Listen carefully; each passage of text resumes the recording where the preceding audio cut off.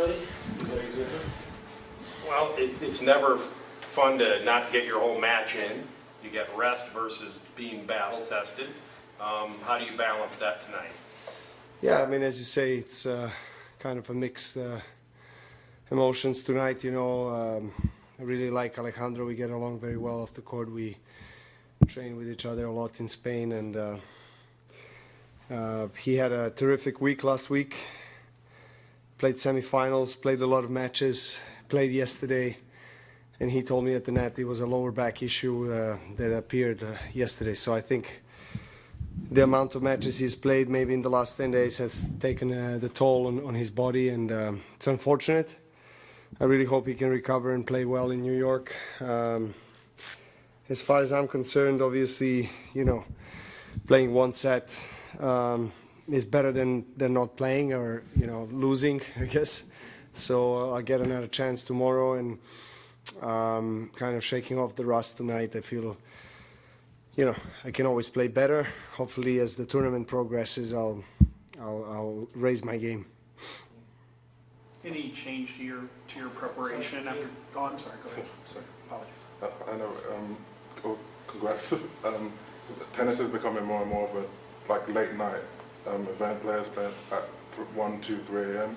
I'm curious, what you make of that, and also as someone who prepares for everything, do you prepare for, you know, the possibility that you're? Yeah. Well, I had some throughout my career very late finishes, and it doesn't happen regularly, I would say. You know, it happens every once in a while.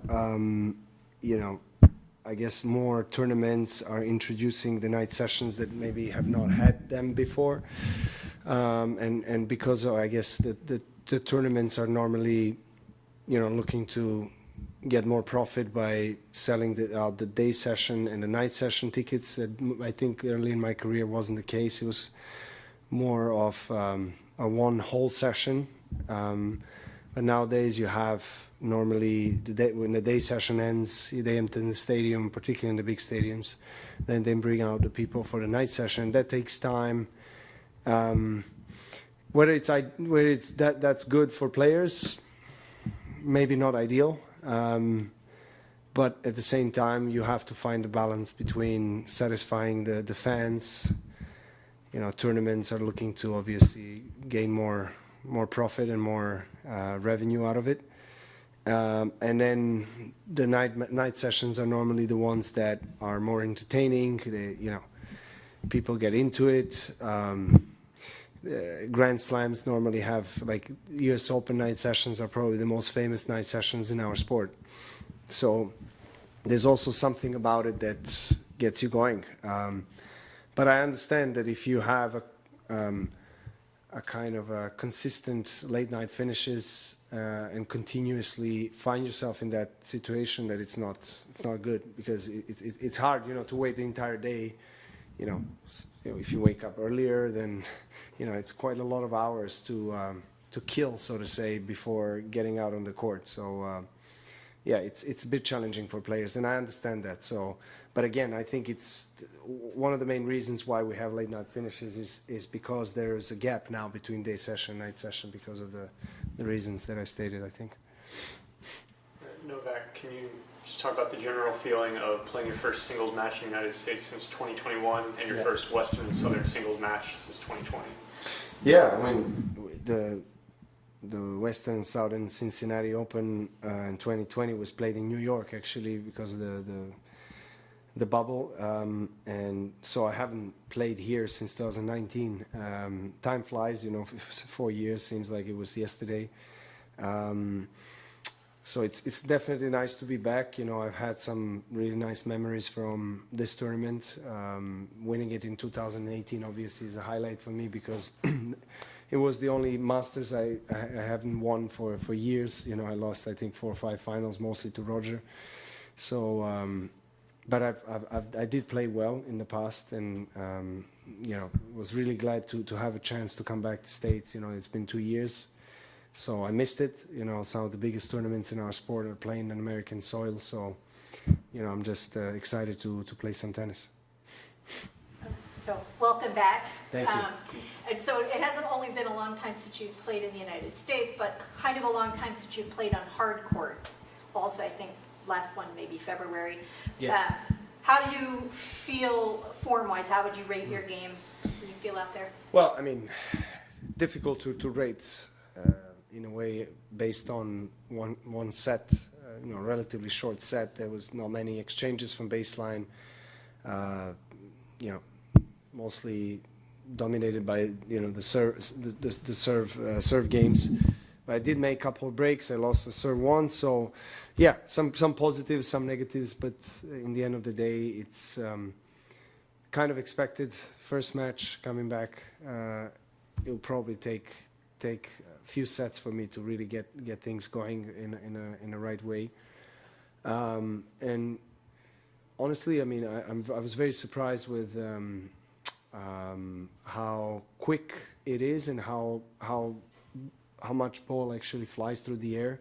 Balls are very bouncy here, very alive, and it wasn't like that during the practice days during the day. So maybe I don't know something whether it's a night session that affects it in a certain way or whatever, but. It's also quite difficult to control the ball here, I think, in the center court. I don't know how it is on the other match courts, but so it probably, yeah, I guess as the tournament progresses, the player feels more comfortable. So hopefully, yeah, I'll get a I'm getting another chance, obviously, tomorrow against Gael, who I have to say a few nice things about him. It's great to see him play on a high level again after struggling with his injuries for a few years, and we cannot forget that he's older than me, because everyone talks about my age, but I think it's worth saying that he's 1 year older, and it's going to be a duel of veterans tomorrow, so it's going to be quite interesting to see that. But no, I mean, he's a fantastic guy. He brings so much entertainment, charisma to the tour, and fans love him, players love him. So it's great to see him playing so well. In the last 24 hours, 3 out of last year's 4 champions have been eliminated from this tournament. Can you talk about how difficult it is to win tournaments, the same event in back-to-back years? Yeah. And as someone who's won a lot of tournaments, how difficult it is to win back-to-back tournaments? Yeah, I mean, there's that element of defending champion, defending 1,000 points in this case. It's a big obstacle in a way. It's a big challenge. Sometimes you use it as a fuel, and it gives you more motivation. And sometimes it can also really wear you down and make you feel that you have too much weight on your shoulders. So for someone like Borna, he lost today and he won the tournament last year, obviously I'm sure that he would agree that it's easier to find yourself in a position to go for a trophy or for a tournament without having this role of defending it. You know what I mean? It's kind of also a mind game. I really, throughout my career, particularly in the second part of my career, didn't really allow myself nor the people or the media, when I would talk to them, I would not really allow myself to think that I'm a defending champion, but to put myself really in a position that I'm equal as everyone else. So have a same starting point. So I start from scratch every year and play that tournament like I played the first time. So, but I guess it really just depends on the player. But it is not an easy situation to find yourself in, and normally for players who haven't had too many wins on that level, it's something new. It's a feeling that can really create that sensation of big pressure.